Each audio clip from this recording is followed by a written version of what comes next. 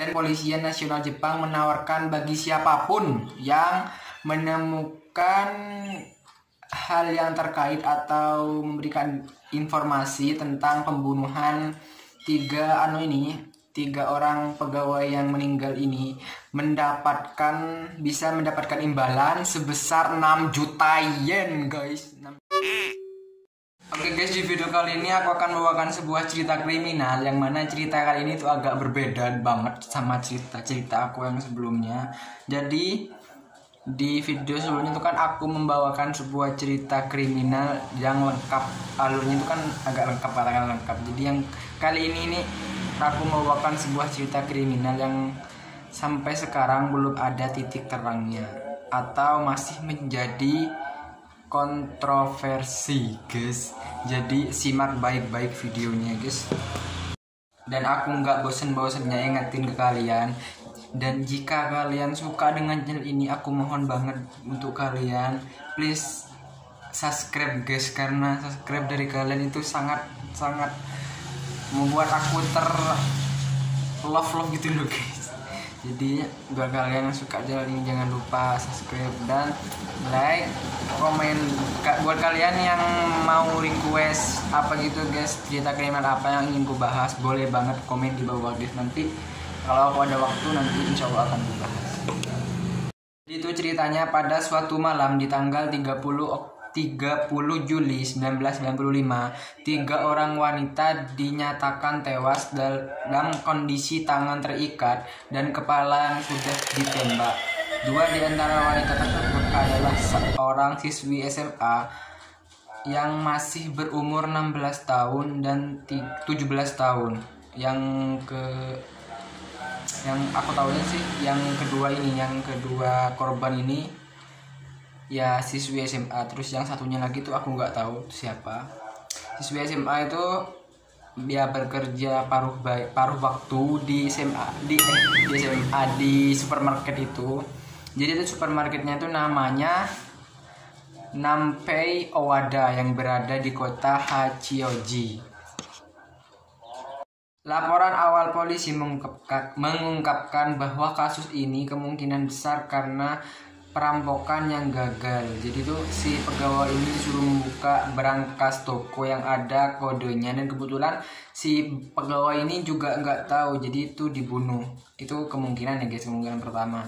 Terus yang kedua, polisi metropolitan di Tokyo juga mengatakan bahwa di tab untuk mengikat korban. Kalian ingat, guys, tadi kan korbannya itu kan mati dalam keadaan tangan terikat dan kepala yang ditembak. Itu di tab di tangan korban itu ada sidik jari yang diduga kuat itu adalah pelakunya. Dan kebetulan si sidik jari itu sama seorang pria yang berkebangsaan Jepang. Tapi sayangnya si pria tersebut sudah mati pada tahun 2005. Dan kasus ini tidak berhenti begitu saja, tapi masih diteruskan karena tidak diketahui titik terang dari kasus ini. Setelah melakukan penyelidikan lebih lanjut, diketahui bahwa sidik jari itu diduga kuat. Sidik jari itu milik seorang pria yang tinggal di Tama, yaitu sebuah distrik di bagian barat Tokyo. Dan normalnya, maaf ya guys, dan normalnya untuk mengetahui tersangka itu dan mengecek sidik jari itu normalnya itu memiliki 12 poin, tetapi polisi hanya menemukan 8 poin saja. Menentukan kecocokan itu menemukan 8 poin saja. Hal itu mempersempit pencarian. Jadi dalam 100 juta orang itu hanya ditemukan dalam 100 juta orang itu ya ada 1 orang tersangka. Kalian pikir, guys, mencari dalam 100 juta orang itu ada 1 tersangka. Dan bayangin gak sih, guys, itu yang mempersulit polisi dalam menyelesaikan kasus ini. Kalian ingat gak sih, guys, kenapa orang yang tinggal di Tama itu di Tokyo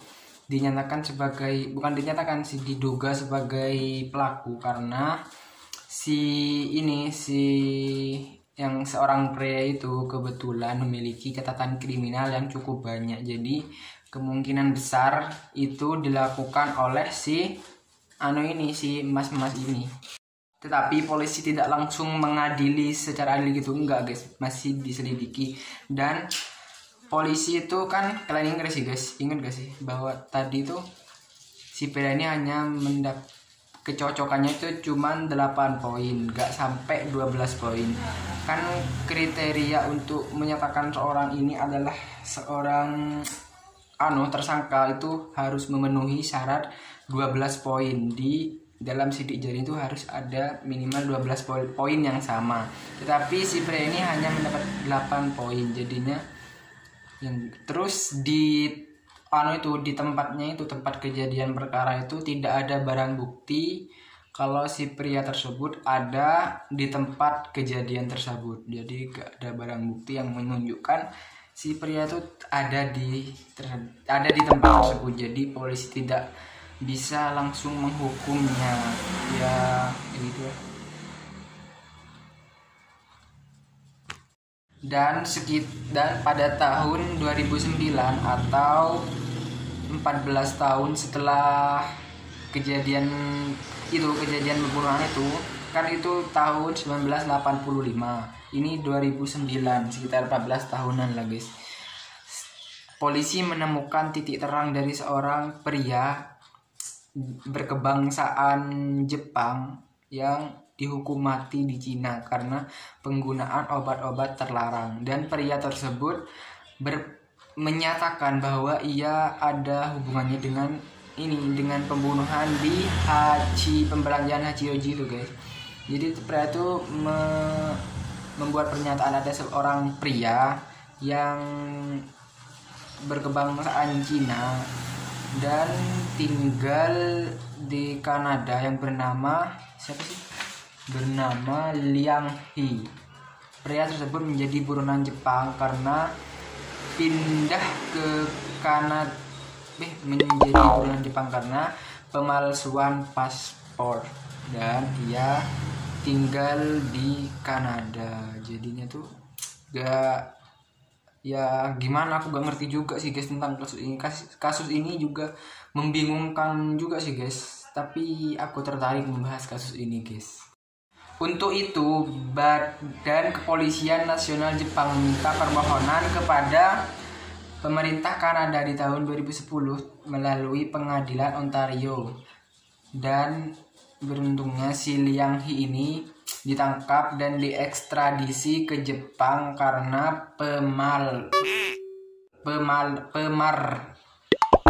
pemalsuan paspor. Itu ditangkap dan bawa ke Jepang dan ditahan di sana. Tapi sayangnya si mas-mas ini menolak untuk membicarakan tentang pembunuhan Hachioji ini. Gitu, mas-mas ini nggak mau atau menolak untuk membicarakan tentang pembunuhan tersebut. Dan karena tak kunjung ada titik terang, kan dari 1989 sampai 2020 sekitar 25 tahun guys gak ada titik terang.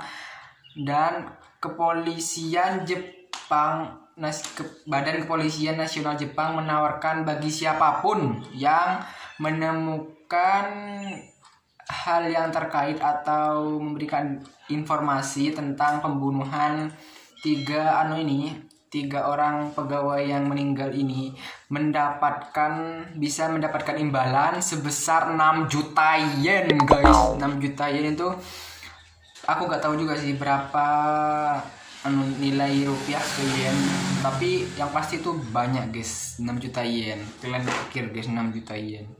Jadi gimana menurut kalian? Apa kalian mempunyai teori tersendiri? Boleh banget komen di bawah. Oh iya, jika kalian ingin mendapatkan itu 6 juta yen itu, jika kalian mendapat informasi atau memberikan informasi apa gitu guys tentang kasus ini, boleh banget nih aku sertakan ya guys nomor teleponnya ini nomor telepon jika kalian mempunyai informasi yang terkait tentang pembunuhan ini. ya di nomor yang tadi itu aku ya hubungi nomor itu. Ya jangan dibuat main-main guys, bahaya guys. Ya buat kalian yang punya sedikit informasi, jika kalian mengetahui kasus ini boleh banget, karena kasus ini masih belum terpecahkan sampai sekarang guys. Semoga kasus ini cepat terselesaikan ya guys. Aku ngarepnya juga begitu. Nah, gimana guys setelah kalian mendengar cerita tadi yang aku bawakan? Apakah kalian punya teori tersendiri atau kalian mempunyai sedikit informasi yang terkait tentang pembunuhan Hachioji ini? Boleh banget komen di bawah, aku ingin tahu guys. Mungkin kalian ada titik terang atau bisa mempunyai teori tentang pembunuhan ini dari tadi yang aku ceritakan. Boleh banget komen di bawah, aku tunggu. Aku tuh suka banget bacain komen kalian. Oh iya, jadi buat kalian suka channel ini, aku gak ada bosan-bosannya ngingetin buat kalian. Jika kalian suka dengan channel ini, jangan lupa like, comment, subscribe, dan share ke sebanyak-banyaknya, karena subscribe dari kalian merupakan dukungan untuk aku.